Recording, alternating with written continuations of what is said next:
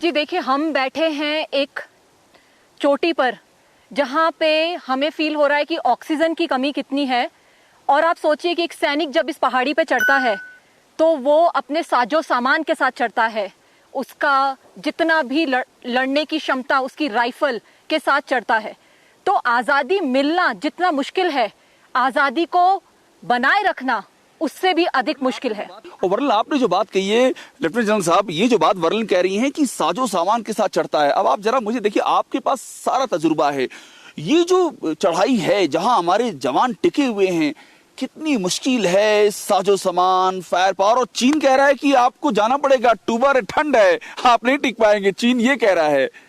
देखिए, ये जो चीन कह रहा है इस पे मुझको हंसी आती है। जो भारतीय सेना है वो कड़ी परिश्रम करती है, ट्रेनिंग करती है, और बड़ी बात ये है कि पूरा दुनिया भारतीय सेना का लोहा मान चुकी है कि mountain warfare, high altitude warfare, और इस जगह की जो लड़ाई होती है उसमें भारत नंबर 1 है।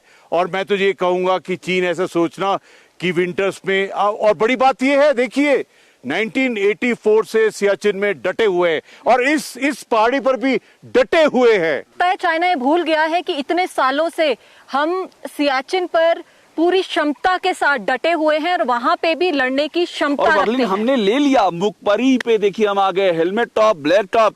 लेफ्टिनेंट जनरल साहब, ये तो आज तक इतिहास में नहीं हुआ था कि टॉप पे जाकर के हम बैठ गए हैं। इसी बात की उनको सबसे अधिक उनको किलस है अंदर से। देखिए अभिषेक जी, पहले एलएसी एग्रीमेंट प्रोटोकॉल्स के मुताबिक जो एलएसी के ऊपर में हाइट है वहां हम सिर्फ पेट्रोलिंग करते थे, पेट्रोलिंग पॉइंट्स थे, और उसके ऊपर में डटे नहीं हुए थे। लेकिन 29 अगस्त के बाद में जो भारत ने प्रीएम्प्टिव एक्शन किया, और क्यों किया है, इसलिए किया है कि चाइना और पीएलए पे बिल्कुल ट्रस्ट नहीं है।